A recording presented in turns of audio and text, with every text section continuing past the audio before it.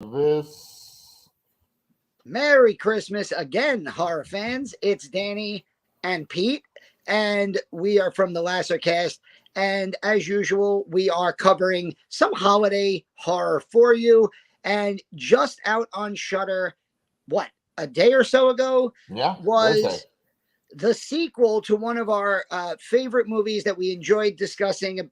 We had a whole big, almost hour long talk with you, me, and Chris, breaking down the segments of the original Scare Package last Yes. year. And now we get Scare Package 2, Rad Chad's Revenge, Yes. out on Shutter now.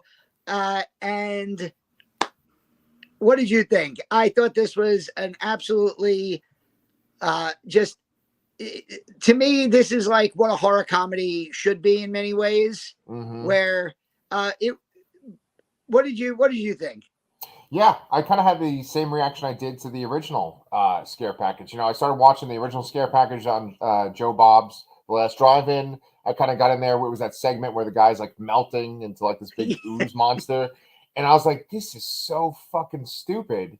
But then as I kept watching, I'm like, "This is really charming and clever, even though it's stupid too." And it's just like so much fun, and that's what this is so much fun too. I kind of felt like both movies are kind of like on the same level. And I was curious because when we did do the review with Chris, we sort of ranked each of the segments. Do you feel like the segments in this one hold up to the segments in the previous one? So I think in the first one, there were segments that we really, really liked. There were segments that we thought were good. And then there were a couple that we were like, yeah. Maybe, you know what? If they would have taken this one out, the movie would have been 5 to 7 minutes shorter, and I think that would have helped. Right. I thought this movie felt the perfect length. Yes. I don't know if any of the segments I would call like all-time great segments, but I think they just flowed better throughout the movie. Right. And I think like you have a way of like really like hitting like exactly. I struggle sometimes to put my thoughts into words, and you said it. There is a charm in this movie. There is. You can tell that Aaron B. Kuntz and the filmmakers that he worked with, that they have a genuine love of this genre. Oh yeah. And they basically decide we're going to pay tribute to the movies that we loved, and we're going to pay tribute to the era that we were born into, that like video store culture. Like that's what Rad Chad's was in the first movie. Right. And in this movie, it's like, we're going to get almost Saw style revenge on you for not taking horror movies seriously. Right. And for letting brick and mortar video stores die. Right. Like we're going to get revenge on you. And yeah, the movie, there are parts of it that I thought were a little too silly at points. Yeah. But I loved watching like 80s horror icon Kelly Maroney running around. She was in Night of the Comet. She was in Chopping Mall. She was the final girl in Chopping Mall. Yeah. I love Joe Bob, doing another like guest spot in this movie. Yeah, like I love all the references. Like Charlotte was sitting on the couch and she was not watching the movie with me. She was like on her iPad. And she just kept looking up and being like, is he doing a Nightmare on Elm Street 3 thing? Yeah. And I was like, yeah, he is. Yeah. And then it's like, is that green stuff supposed to be like the Reanimator stuff? I'm like, yeah, that. Yeah. And there's so many moments like that. I thought the freaking Hellraiser 2, that was my favorite. The guy, I think it's Graham Skipper, the actor, yes. who he's like beaten with chains. Apparently nobody else is, but he gets beaten with chains to the point where he ends up becoming like a Uncle Frank lookalike. And there's a scene where he actually has written, "I'm in hell, help me." Right. on the wall. Right. You know what? It's funny. You asked me about the segments in this. While I thought the segments were, for the most part, good. Yeah. I think in this movie, I liked the whole wraparound, like the Rad Chad wraparound More. was my favorite part of the movie. Right, right. Like the whole Saw spinoff and like all of the ridiculousness with the videotapes at the end. Yeah. That part of it was my favorite part overall. Like the segments were good, Yeah. but the wraparound story for me was the best part. Yeah, yeah. I think when we did our first discussion, we talked about how there were maybe too many segments, right? That it was really good, but there was maybe like one or two they could have just removed. You kind of alluded to that too. And I think that maybe they got that feedback or that criticism a few times before because there's only a few segments in this, right? There's Welcome to the 90s, which is that first one with like That was the good. final girls. That was funny. Yeah, yeah. Then there's The Night He Came Back Again, Part 6, The Night She Came Back. Then there is Special Edition, which is like the one where there's all the girls gathered in front of the screen, and it's like they're talking about. Go ahead. That was Jed Shepard, and it was all the girls from Host. Oh yeah, I never saw Host, so. Oh yeah, it felt like they just kind of cut a 7-minute like deleted scene from Host into Scare Package 2. Yeah, it was good. I enjoyed that part. I like all those girls. They're really fun. You should watch Host. It's like 56 minutes. It's so much fun. right. But that was like I think the height of COVID horror cinema, Right. if that makes sense, right? Yes, of course. I think the first segment Charlotte really liked. Again, she wasn't watching it with me. She was just kind of in the room, and she's a monster Buffy the Vampire fan. So when you see the girl dressed as a cheerleader, and I don't know if you caught this, but her name's Buffy, and her favorite band is Slayer. Slayer, right? Oh yeah, heck yeah, yes. So I was like, okay, this is cute. I like this. Yeah, I mean, because all the girls, right? And then there was one last segment too, which is called "We're So Dead," and that was these little kids. That one made me laugh. I think the most. Yeah, that last. That one. was like that one was like Stand By Me, right. and then it became a Reanimator right. knockoff. Then it became The Fly. The Fly, yes. And then in Rad Chad, they were like, "What's the movie about The Fly?" There's a movie with The Fly. I can't remember the name of the movie with The Fly. And they're like, right. The Thing? No. Yeah, I mean, so like the wraparound story, you know, in unto itself is really great too. It made me laugh a lot too. That last one though, there's this one part. So spoilers, you know, we're gonna kind of spoil this movie, but there is a part where this little boy who has been killed, they go to bring him back using a transporter, and he gets blended in with a cat. And the funniest fucking shit is when he goes and he like licks milk for a second, you know, in his house with his mom and his sister, and he does this face where he goes like. It was the funniest shit. I just burst out laughing. It's just such a subtle thing. And I think that that's what really makes this movie series work for me is a lot of just the subtle little reactions, the things that people say under their breath, you know? But yeah, then there's the sort of the overt references and stuff, right? And I do feel like the wraparound story is a different thing than each segment because each segment kind of has the personality of the filmmaker, right?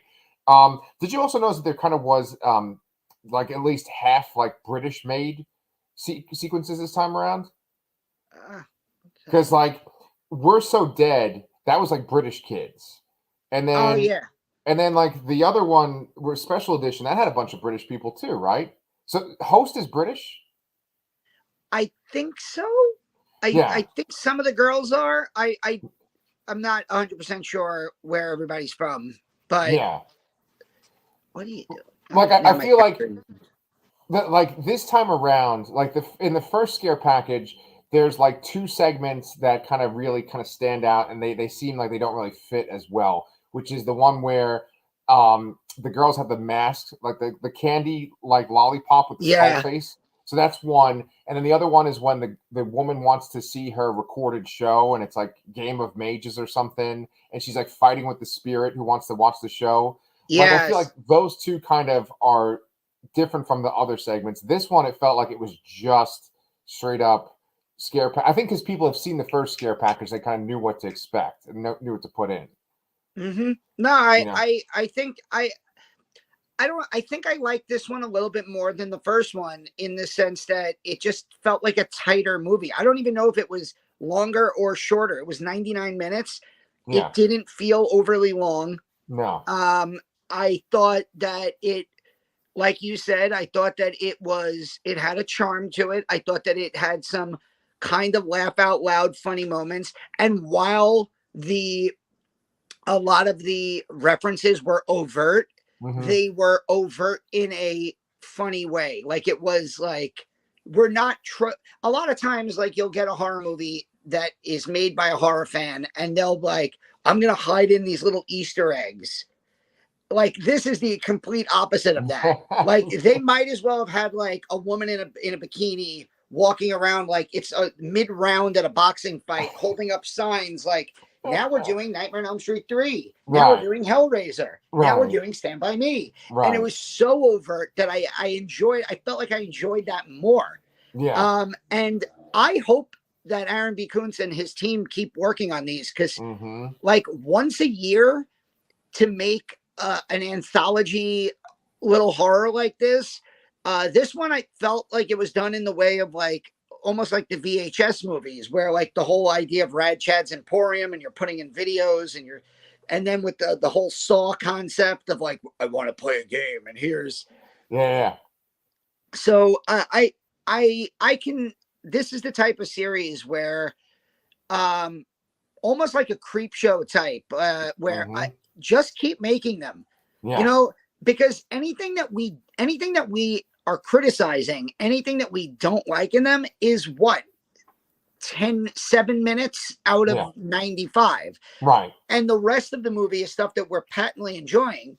So it I'm totally down for them to keep making these. And like I feel like next year, especially with Joe Bob's involvement and especially with Shudder's involvement, maybe we get like a Scare Package 1 and 2, like little mini, night on the last drive-in or something. I think that would be a good little twofer.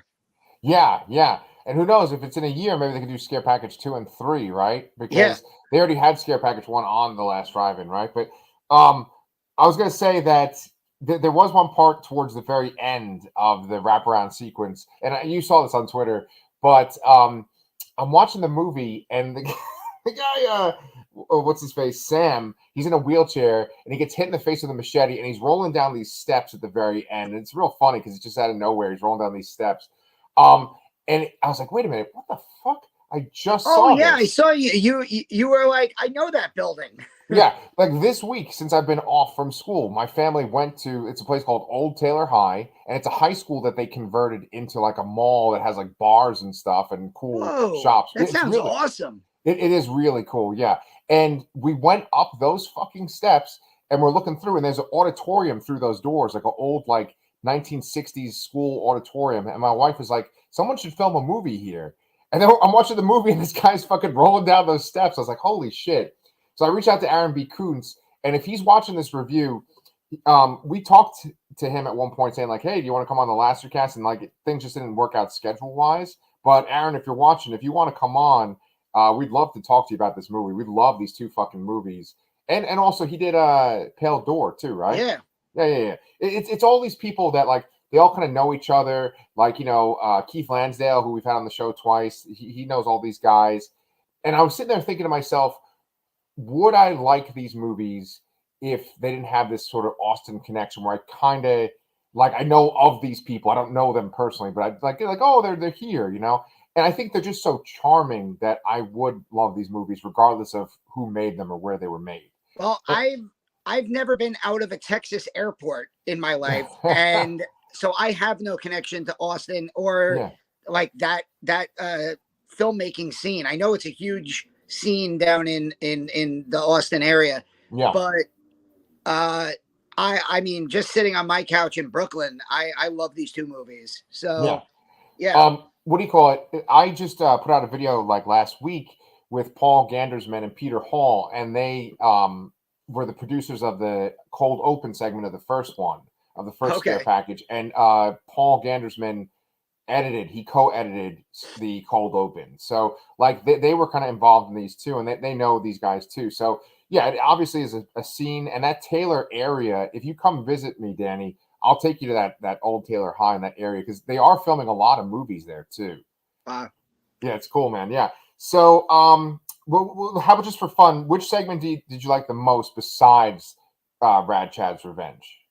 uh, I think I think it was either the first one with the final girls or the last one with the kids. Yeah, Uh, yeah, my favorite part of that one was well, it was almost like a MacGuffin basement where like yeah. literally it was like they're in the basement, they find the body, they drag the body home, that all of them all of a sudden have these like syringes full of reanimator juice. Right. And then at one point, the one little kid's like, "Oh, we'll just use this teleporter." And I'm Right. like, "Of course they have." I'm like, I just love the ridiculousness of like whatever they need, like whatever the MacGuffin they need is, or whatever the um Plot device.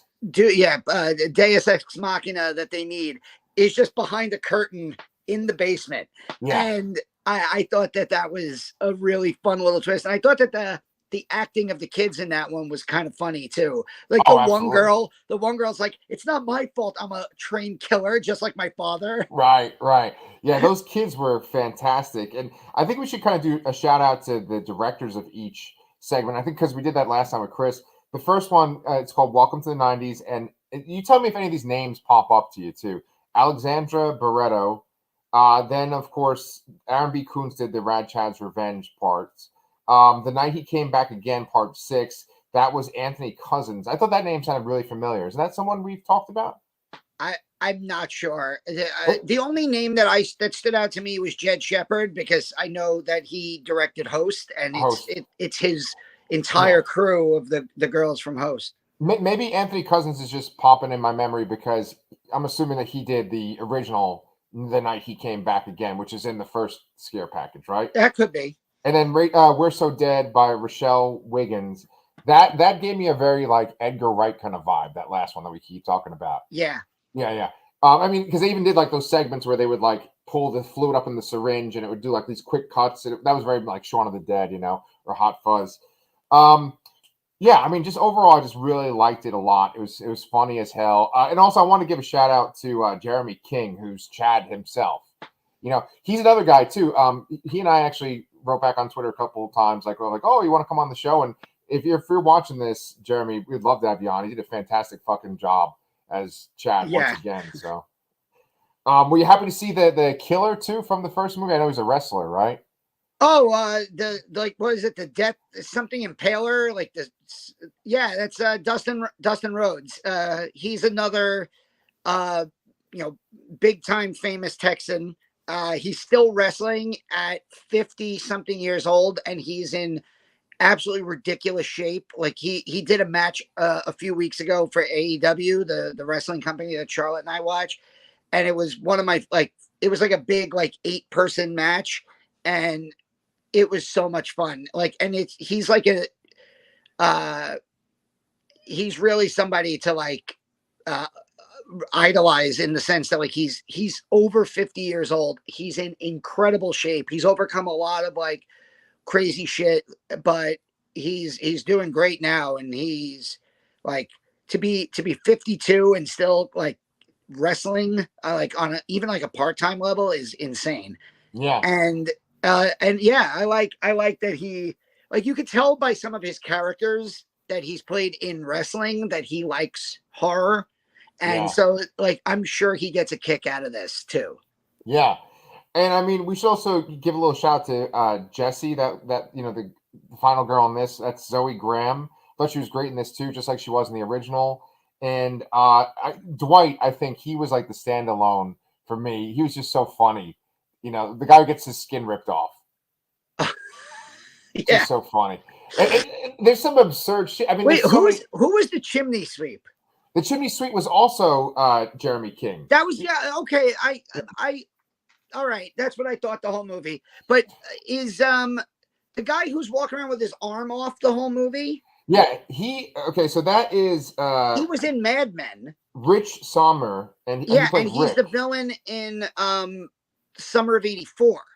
Okay, I didn't see that. I didn't see Mad Men. So I'll watch Mad Men. You watch Breaking Bad. That's a Got it. callback to our last video, by the way, guys. Go check Yes. out our video for Yule Log from Adult Swim. But didn't he kind of give off vibes of like the dad vampire in Lost Boys? That's what I kept getting whenever I'd see him. I was like, he's totally Okay. like that guy in the Lost Boys that tries to take out the mom. Yeah. You know, um, no, I mean it's so funny, and I had to make a reference to this too. You have a fucking Wicker Man shirt on, and there's like overt references to the Nicolas Cage Wicker Oh Man. yeah, yeah, the bees, of course. I didn't. I just grabbed the first horror shirt at the top. I didn't even. Yeah, there's this hilarious. Oh my god, the woman who's like trying to give like this, like I'm, like a farewell speech before she dies, and they're like trying to take her seriously, but her face keeps like Yeah, getting yeah, more and more gross, and they're like, all right, I can't anymore. Like yeah, that's yeah. hilarious. And then there was a My Girl reference in there too, right? With the bees. I think so. Oh Yeah, my god, my girl. I didn't pick up on that, but I saw on like Twitter a lot of people like, is that a My Girl reference? So I was like, yeah, just solid fucking movie. I enjoyed watching it. I will watch these and review these whenever they come out. I'll talk about them with Exactly. you. Yeah. So Just keep making more of these, like one a year. You know, unless you don't want to anymore. Like we're not forcing it, but yeah, they're so much fun. Um, you know, it doesn't take horror too seriously, but it also at the exact same time shows a reverence and a love of the genre, which I think that's a hard thing to pull off because in many ways, like you're if you do a movie like that, like a hardcore horror fan might think you're like making fun, but I think it's very obvious when you watch these that these are people who love the genre but also love to have fun with the genre. right, And yeah, it's yeah, I can I really enjoy. I think anthologies are just so easy to get into because like we said earlier, if there's any part that you don't like, typically like unless the entire anthology sucks, which yeah, I mean there are bad horror anthologies out there, but for the most part, like when you get like, you know, creep shows 1 and 2, when you get scare packages 1 and 2, when you get like a Christmas horror story, and that was just covered on the last drive-in, like you get these really good anthologies, especially for horror, you know, Tales from the Crypt, the old Amicus yeah, uh productions, they're they're always so they're usually a lot of fun, and yeah, you know they pack a lot into a very small window. yeah. You mentioned Amicus, and then I was going to ask you, have you watched that From Beyond the Grave yet? On Shutter. Is from Beyond the Grave on Shutter? It might not be. I think it's you have to get it on Amazon, but it's an Amicus anthology, just like what you're talking about. I know what you're talking about. No, because Shutter has something out now called Beyond the Dark or Beyond the something, Oh, and it's like a series of short horror and sci-fi things yes. that are Okay, I've seen that too. Yeah, yeah, I watched about 6 of them, and like they range from like interesting to good to okay, I could skip that one, but yeah, like they're pretty good so far, and they're all really short. And like I love a series like that where I can just like bang out like 13 episodes in the time it would take me to watch a movie. right, right. Especially now, I've seen Avatar 2, and that was over 3 hours. And now I heard Babylon is also over 3 hours. Oh my Christ. So it's Okay. like in the span of that, I could watch both scare packages and a couple short films. So Wow. Yeah, yeah. Well, and you can watch Yule Log too, which is our other video. Which, if you guys are watching this and you like me and Danny, hop on over to our Yule Log video, which is also up on the channel. But Danny, I'm gonna message you so that you watch that From Beyond the Grave, the Amicus one. yes, Christopher Lee is like the shop owner. It's like Needful Things. Really fucking great. I enjoyed that. It's from like the 70s. But yeah, I think we should do some plug-in, and then we should go enjoy our Christmas time with our families. So you want to do the plug-in this time? That sounds yeah. really So like erotic. Pete said, we just recorded up on the channel now a review of Adult Swim Yule Log. Um, we start the spoilers in that video at around the 8 minute and 15 second mark. So if you don't want the craziest horror movie of the year spoiled for you, just go on HBO Max and watch Adult Swim Yule Log, and then you can go watch our video. It's ridiculous in all the good ways. Pete has interviewed about 47 more authors this week, and there's at least 2 new videos up on the channel of interviews with new horror authors about their work. We have we did a deep dive review of Black Christmas last week, the original 1974 classic that Pete watched for the first time. Yeah. And there's plenty more. There's always we got the Mayfair Witches coming up soon next year. Pretty soon, we are going to have to come up with our best of 2022 for the third year. The third year now we've been doing this. We're going to do a best of year-end review. And I think we could say easily the combination of coming out of COVID a little bit and just this being just an absolutely ridiculous year, that this is going to be the best top 10 list that we do, because it's been the best year of horror since we've had a channel together. That's right. So I'm very excited about that. And yeah, have a Merry Christmas, have a Happy New Year, have a great holiday, have a Festivus for the rest of us, and yes, and we'll see you soon or next year. Yeah, 2023, another great year for the Lasser Cast. See y'all then.